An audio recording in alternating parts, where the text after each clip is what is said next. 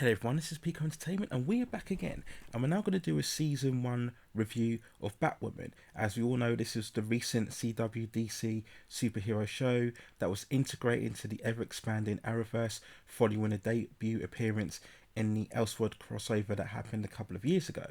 It follows the adventures of Kate Kane, who is the cousin of the famous Bruce Wayne, who we all know as Batman. She comes back to Gotham after a long hiatus.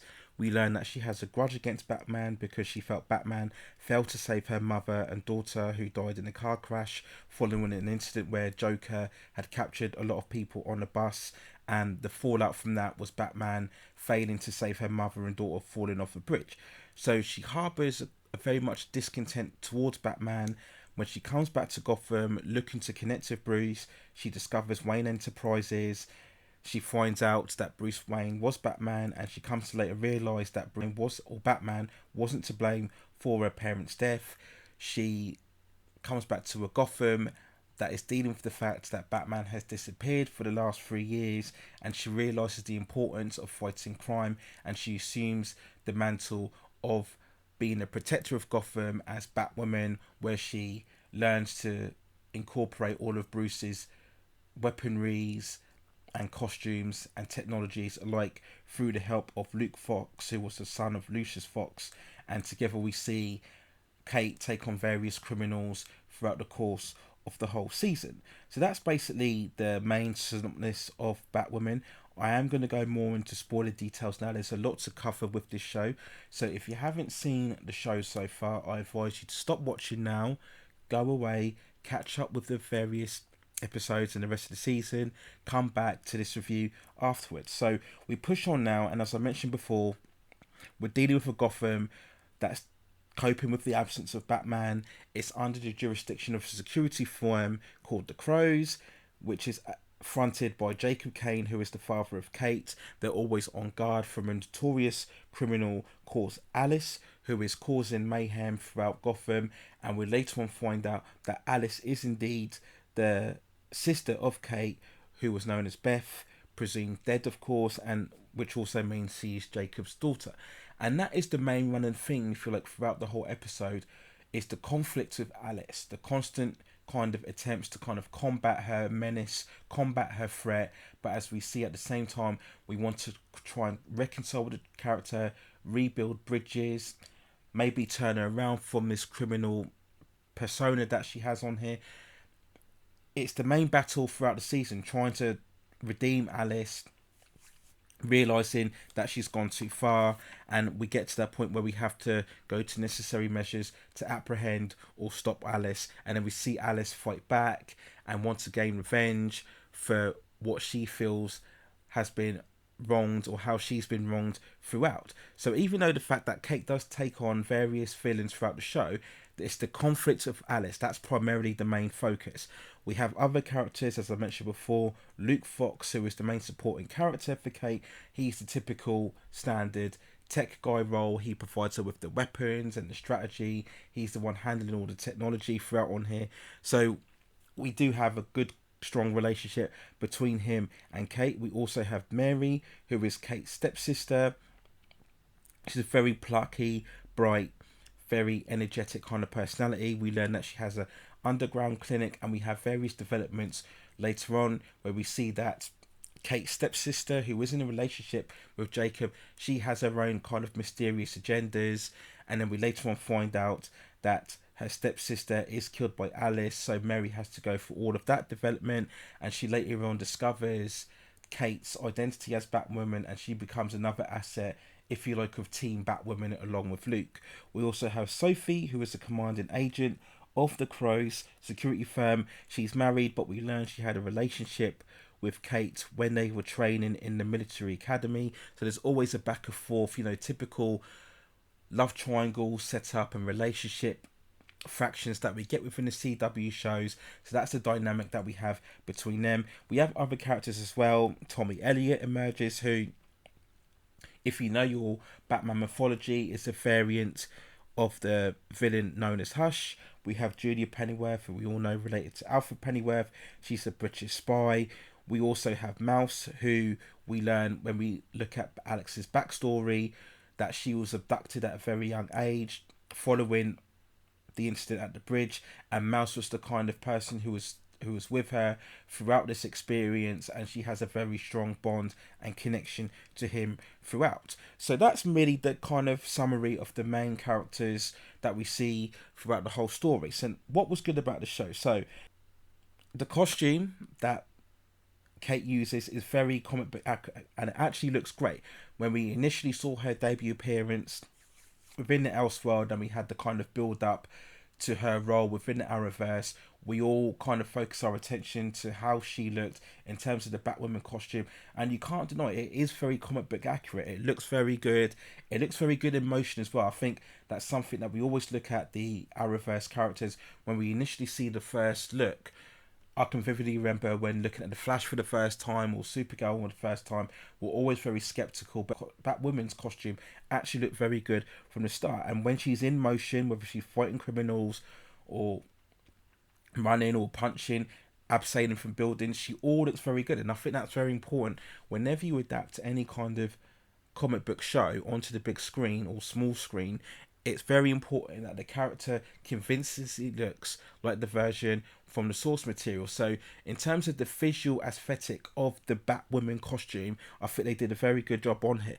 The action scenes, they look very well. In terms of when we're dealing with car chases and bike chases, they look very good on here. I know primarily Batwoman was filmed in Vancouver, as with most of the CW shows, with the exception being of Black Lightning, which is filmed in Atlanta. They're all shot in Vancouver in Canada.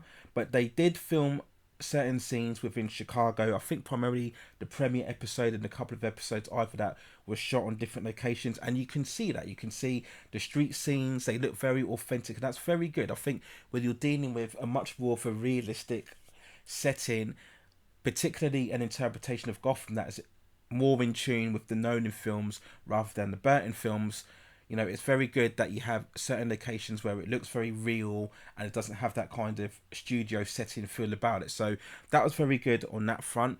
We have focused again on Rachel Skarsten's performance as Alice, and Alice was very much the most compelling and the most watchable character within the show. And Rachel Skarsten, as this performance, she did very well. Alice herself is a very schizophrenic personality. We see her first off as this very psychotic, crazy character, this notorious criminal. But as we learn of her backstory and the fact that she is Kate's sister, we go through various almost redemptive arcs with Alice. We see multiple sides to her where we kind of sympathise more with her scenario.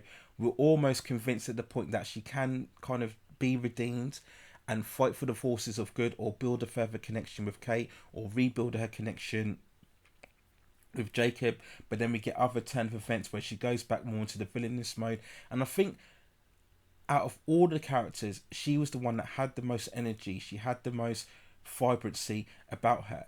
And she also had a good chemistry throughout the whole characters, whether multiple scenes of her and Kate, multiple scenes of her and Jacob throughout. Like, it was almost as if she elevated their performances and own characters within the show. She was kind of the big spark throughout the whole show. You were always glued to the screen wherever Alice was on, whether she was, like I said, doing the whole criminal personality or the more redemptive personality. You were always compelled to watch whenever Alice was on screen. Now, there were bad elements, if you like, or certain issues that I had with Rachel's performance, but on the good aspect of the show, Alice was the best, most compelling character throughout the show. And unfortunately, the same characters didn't have the same significant impact that Alice did. Other characters, well, and other actors as well. To be fair, nobody was really terrible in this, and I include Ruby Rose. She was functionable. She was okay in the lead role as Kate Kane. She wasn't horrible. She was okay and average at best at times. There are problems with her performance, which I'll comment on in a minute. Other supporting characters, such as Luke and Mary, were all very watchable throughout. I did like the actress who played Judy Pennyworth. She was a much more of a bubbly, kind of energetic presence on here. But none of the characters involved I felt were really terrible, really bad. They did as well of a job as they were presented on here. So I didn't really have any issues with the supporting characters or their performances. So we're now going to talk about the bad elements of the show. Now this is going to be quite a lengthy discussion, so I'm going to try and be as swift and as concise as I can. So I think overall as a series, I think my biggest complaint on the show is that it just lacked a certain imagination. It lacked a certain energy, and it felt very mundane at times. You know, whenever we deal with any interpretation of a Batman show, what it should be is very imaginative in terms not only of the visual aesthetic, as I noted as well, you know, what we had with the Burton movies, but also from a character perspective, right? We've always noted that the most interesting element of the Batman story has been its villains, right? They're very crazy, schizophrenic, very compelling characters, psychologically damaged characters, but at the same time, you always sympathize with their plight in some way, shape, or form. Okay, maybe minus the Joker, but almost any other character, there's always a sense of real kind of character development and significance to how they come into the fray. Batwoman unfortunately doesn't have any of that outside of Alice, and I think the problem is when you have a kind of alternate role version of the mainstay character. So you have Superman, whether you have Superboy or Supergirl, Batman, whether you have Batwoman or Batgirl. The problem is you can't really use a lot of the rogues gallery set within the Batman mythos. I've mentioned before many times, Batman, along with Spider-Man, probably has the best array of rogues gallery within all of comic mythology, right? But if you can't use the bulk of those villains, you're really kind of stuck as a kind of different antagonist that you can apply and use, particularly to a show where you're dealing with 20 plus episodes. And I think that was a big issue that you could see throughout the show. This comes in tandem with the other issue, is that Alice was way too dominant throughout the show. She took up a lot of the story, she took up a lot of the episodes. Too many arcs revolved around her, right? So even as I mentioned in other reviews, that it's good to have a season-long villain, a season-long antagonist.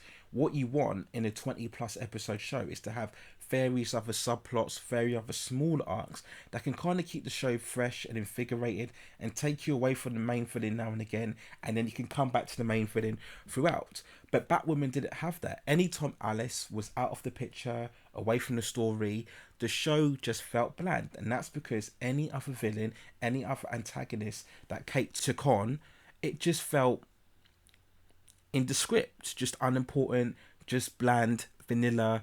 It did suffer a lot again from that typical freak of the week issue that plagues nearly all of the CW shows. But here, even when it was a singular standalone villain, it was just unimportant. It just felt really uninteresting, and it really impacted the show in the long run. There were multiple episodes where I felt episodes really dragged, and I struggled to kind of stay with the story and stay invested in what was going on whenever Alice wasn't around. Now, this was partly due to Rachel Skarsten's performance, and this was largely due to the fact they couldn't really generate any other interesting characters for Kate to take on. I just can't name any other important villain minus Tommy Elliott as Hush. I can't name you any other antagonist that was significant enough to relay within this review, because there just wasn't, and that hindered the show in the long run. Referring back to Rachel Skarsten's performance, while Alice was the standout character within the show, there were times when Skarsten's performance was off.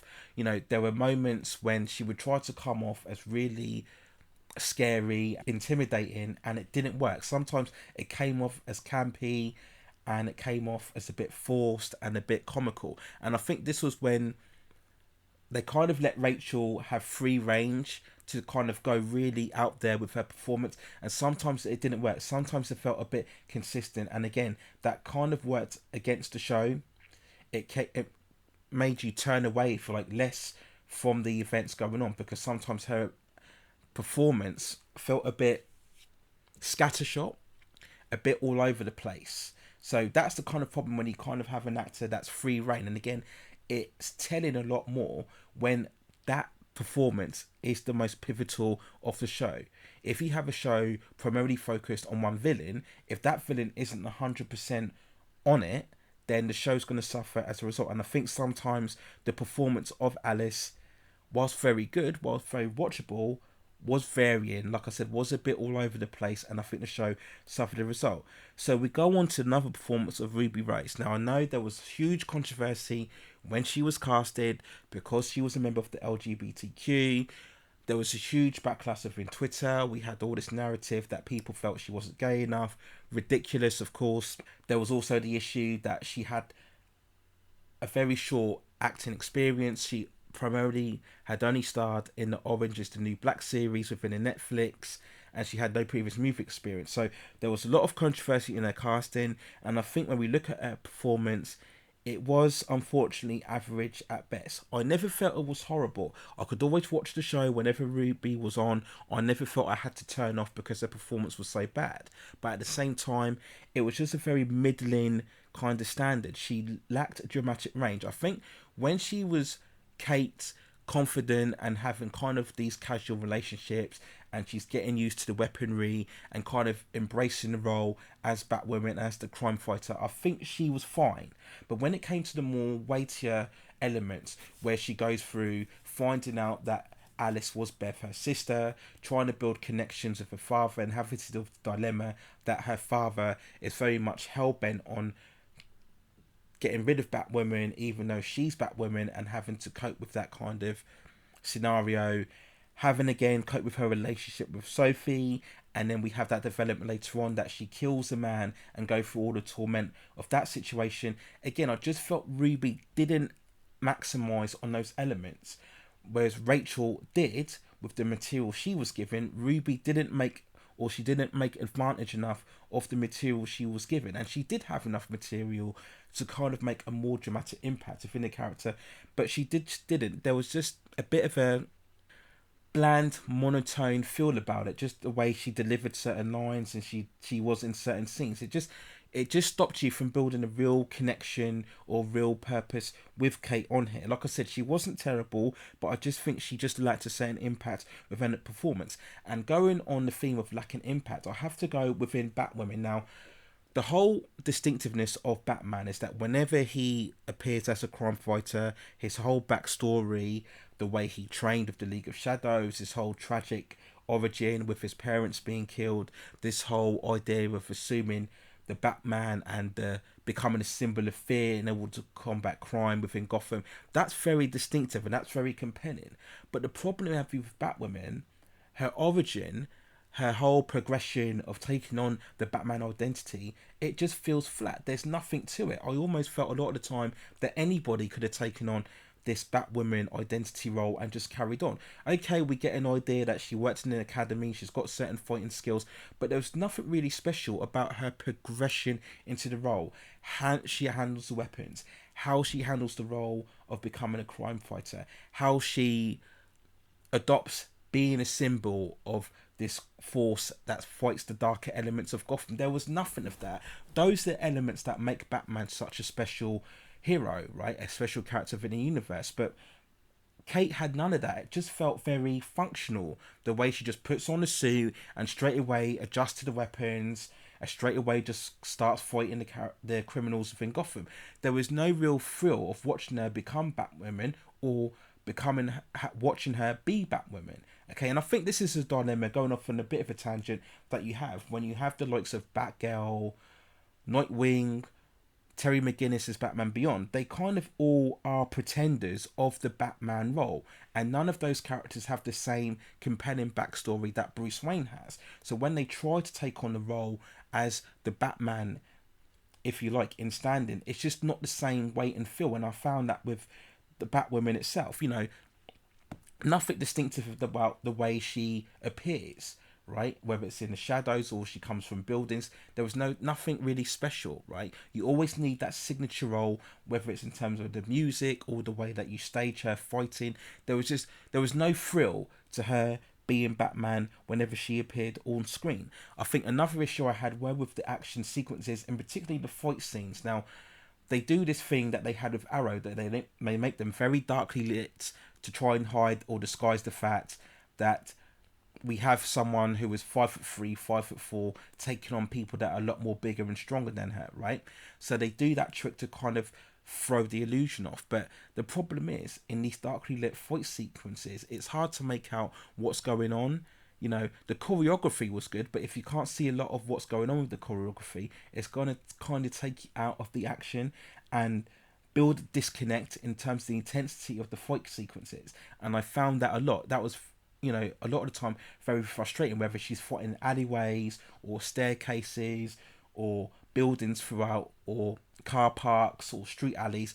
None of it had a distinctive feel because a lot of the time you couldn't make out what was going on, you know. And I think that's just the fault of the action and the directors and the way that the action was staged. A lot, there was nothing really distinctive of that, because I didn't like the way that everything was very darkly lit. Arrow suffered from this as well, but I just didn't like the way that some of the fight sequences were filmed throughout on here. So yeah, again, I just think overall the show just was very bland. It really lacked a creative energy and a really creative spark throughout on here, you know. And that's something that I can't really label a lot throughout the other CW shows. The fact that regardless of what you think about their flaws, there was always a certain energy, a certain chemistry, a certain heart and soul within those shows, primarily with the characters and the dynamic kind of connection that they had together. I never felt that with Batwoman. Like I said, if you take away Alice and the energy that she brought, again, everyone just kind of felt a bit ordinary. You know, if you took out these characters and replaced them with other characters within the series, I don't think there would be too much of a loss.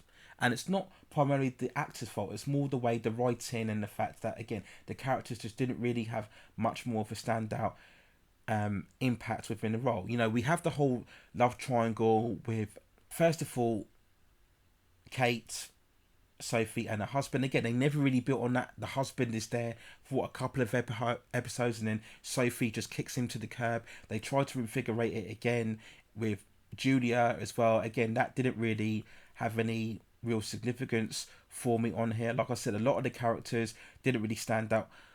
That Tommy Elliott Hush, I've never really been convinced as Hush. I know he's a fan favorite villain. I've never been convinced in the concept of Hush, but again, he just comes across as very hokey and very campy. I know he'll have a significant role within season 2 when we find out, of course, he's going to adopt the identity of Bruce Wayne, but I wasn't really convinced by him either on here. So yeah, it was just a lot of elements that didn't really work for me in terms of imagination, in terms of a compelling aspect throughout the show. So if I had to give a rating for Batwoman, it would have to be 5.4 out of 10. I just felt that for all the good look of the costume, for all of Rachel Skarsten's performance as Alice, throughout the kind of good kind of chase sequences, there was a lot of the show that just didn't really click with me in terms of its characterization, in terms of its distinctiveness as a superhero show, in terms of some of its character dynamics. You know, again, a lot of the time Alice was the villain, then she wasn't, then we want to redeem her, but then we don't. You know, a lot of elements just didn't really work throughout on here. So just to quickly remark on, again, the fact that, as we all know, Ruby Rose, who plays Kate Kane, has decided to leave the show. So I hope when they recast the actor for season 2, they can have someone who can make a much more of a stronger, imposing performance.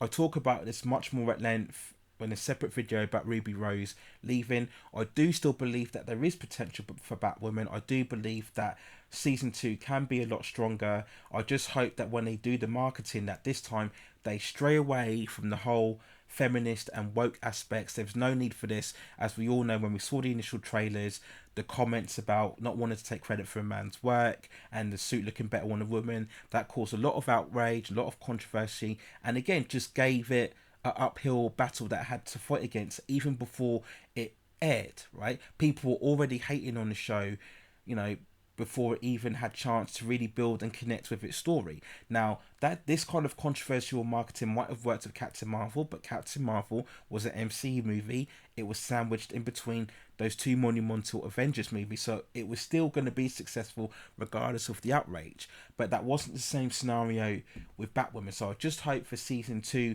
that they, whenever they do the marketing and the promotion, that they stray away from any woke agenda, any kind of feminist angle, and just focus on a new actress that they recast in the role, which will be very important, and they focus more on Kate's abilities as a crime fighter and bring in more distinctive villains. Don't just make it just about Alice. Try and bring more interesting antagonists.